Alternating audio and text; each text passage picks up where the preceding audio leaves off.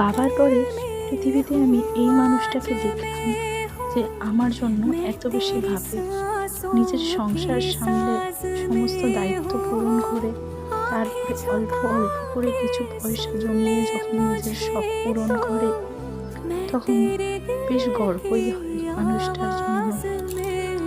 স্ত্রী হিসেবে তার পাশে থাকতেও খুব ভালো লাগে, তার সাথে সমস্ত সুখ দুঃখ ভাগ করে নিতে, আনন্দ ভাগ করে নিতে আমি সারা জীবন চাই।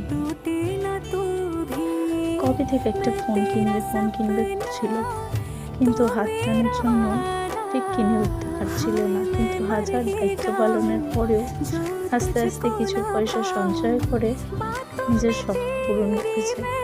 ওর এই হাসিটা দেখে আমার আরো বেশি আনন্দ হচ্ছে, ওর হাতে ফোনটা দেখে যত না আনন্দ হচ্ছে।